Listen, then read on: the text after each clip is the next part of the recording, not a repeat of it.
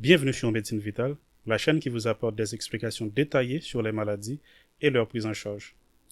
Aujourd'hui, on va parler d'une maladie redoutable mais évitable, le tétanos. Qu'est-ce que c'est? Quels sont ses symptômes? Et surtout, comment s'en protéger? Restez jusqu'à la fin pour tout savoir. Le tétanos vient d'un mot grec qui signifie étirement. Il s'agit d'une maladie neurotoxique aiguë provoquée par Clostridium tetani.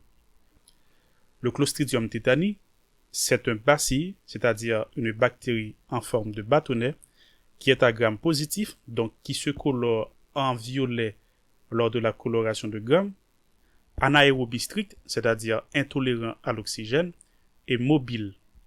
Elle peut se présenter sous deux formes, soit sous forme végétative, soit sous forme sporulée. En effet, il peut se présenter sous forme de spores qui sont inertes métaboliquement et extrêmement résistantes, lui permettant de survivre dans l'environnement pendant plusieurs années. Le Clostridium tetani est ubiquitaire, c'est-à-dire qu'il peut être retrouvé à peu près partout, dans la terre, la poussière, les excréments d'animaux et j'en passe. On associe souvent le tétanos aux blessures avec des objets rouillés, mais ce n'est pas le métal rouillé qui est dangereux. C'est plutôt le contact avec la bactérie qui est présente dans le sol. Donc, comme cause possible d'infection, on peut retenir coupure ou plaie souillée par de la terre, piqûre avec objet contaminé, morsure animale, brûlure profonde ou plaie infectée. Bref, tout type de blessure ouverte est un risque si la personne n'est pas vaccinée. On distingue 4 formes cliniques principales de tétanos. Le tétanos généralisé, le tétanos localisé, le tétanos céphalique et le tétanos néonatal. Le tétanos généralisé, c'est la forme classique. Dans ce cas, la maladie intéresse tout l'organisme. Pour ce qui est du tétanos localisé, la maladie est limitée à une partie de l'organisme.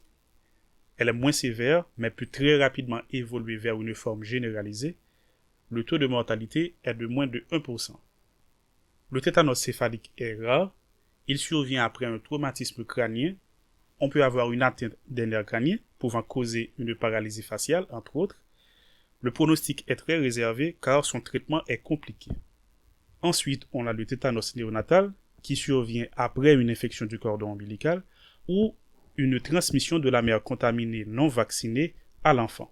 Son taux de mortalité est très élevé, surtout en l'absence de soins, pouvant atteindre les 90%. Contrairement à ce que certains pourraient croire, le tétanos ne se transmet pas d'une personne à l'autre.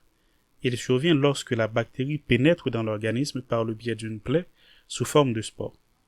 En effet, lorsqu'une plaie est contaminée, les spores vont se retrouver dans des conditions favorables. Par exemple, le milieu constitué par la plaie sera anaérobie, donc pauvre en oxygène. Elles vont donc germer pour donner des clostridiums sous forme végétative qui, elles, vont se multiplier tout en produisant la toxine appelée tétanospasmine, qui est une exotoxine très puissante qui sera responsable des symptômes neurologiques. Et à partir de la plaie, la toxine va entrer dans le sang, puis aller au niveau de la barrière hémato-encéphalique dans le but de pénétrer le système nerveux central.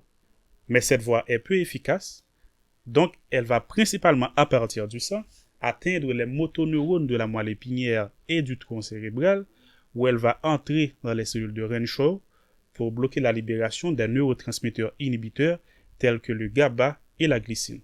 Sans cette inhibition normalement réalisée par ces neurotransmetteurs, les neurones moteurs restent activés en permanence, entraînant des contractions musculaires incontrôlées, donnant ainsi des spasmes douloureux et une tétanisation prolongée.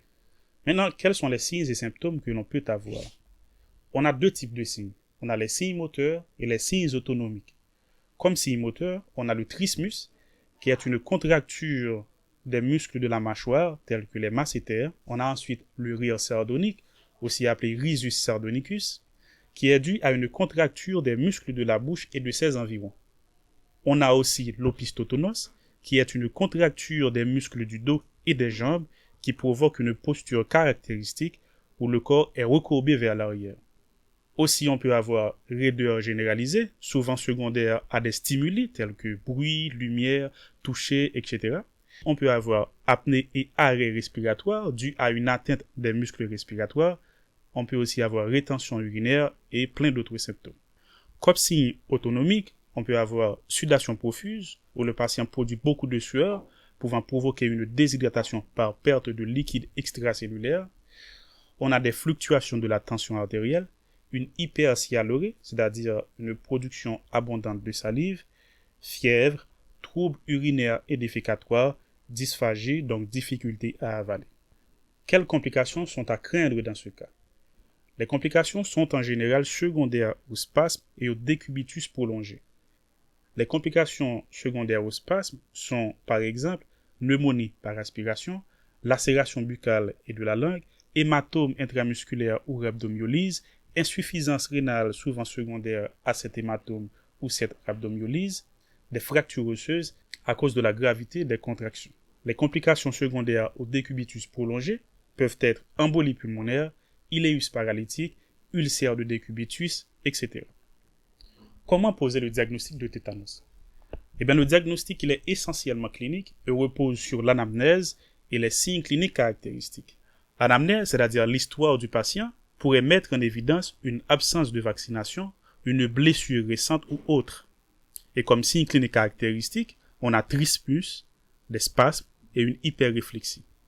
Dans ce cas, il n'y a pas de confirmation biologique immédiate, car les cultures de Clostridium tetani sont rarement positives, surtout à cause de l'intolérance à l'oxygène, qui rend leur culture difficile, et aussi le test de neutralisation de l'antitoxine est rarement disponible en routine.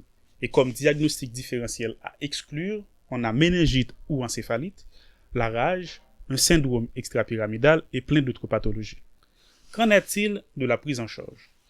La prise en charge se fait en urgence, car sans traitement rapide, le tétanos peut provoquer une paralysie grave et la mort dans environ 10 à 20% des cas.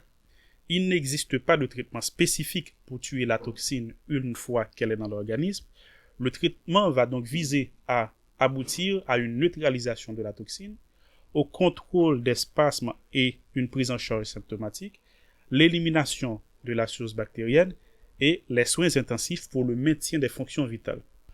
Pour neutraliser la toxine, on peut avoir recours au sérum antitétanique qui sont des immunoglobulines humaines spécifiques et la vaccination se fera en parallèle. Pour le contrôle des spasmes et la prise en charge symptomatique surtout de la douleur, on peut utiliser les benzodiazépines telles que le diazépam pour relâcher les muscles. On peut faire une curarisation si nécessaire avec assistance ventilatoire si besoin et on peut faire une sédation surtout avec la morphine ou le propofol. L'élimination de la source bactérienne se fera par un débridement chirurgical de la plaie, même en cas de plaie apparemment propre, et soin du cordon ombilical chez le nouveau-né en cas de tétanos néonatal. On fait aussi une antibiothérapie, souvent à base de métronidazole et de pénicilline. Cette antibiothérapie se fait en général sur 7 à 10 jours. Pour ce qui est des soins intensifs, on va faire une surveillance cardio-respiratoire en apportant de l'oxygène si nécessaire. On va s'assurer que le patient soit bien nourri et qu'il reçoive les soins de support. Et on maintiendra un environnement calme avec basse lumière et bruit minimal. Le meilleur traitement reste donc la prévention par la vaccination. Pour ce qui est de la vaccination, le vaccin contre le tétanos est inclus dans la vaccination de base. On donne 3 doses dans l'enfance et on fait des rappels à 6 ans, à 11 jusqu'à 13 ans et ensuite tous les 10 ans. Mais en cas de blessure, on fera un rappel du vaccin si la dernière dose remonte à plus de 5 ans. Et on donnera le sérum antitétanique si le statut vaccinal est inconnu. En conclusion, le tétanos est une maladie redoutable dont la prévention est simple. Il suffit d'un bon suivi vaccinal et d'une bonne hygiène des plaies pour l'éviter. Si cette vidéo vous a été utile et pour plus de contenus médicaux détaillés, likez, partagez et abonnez-vous à Médecine Vitale. À bientôt pour une nouvelle vidéo.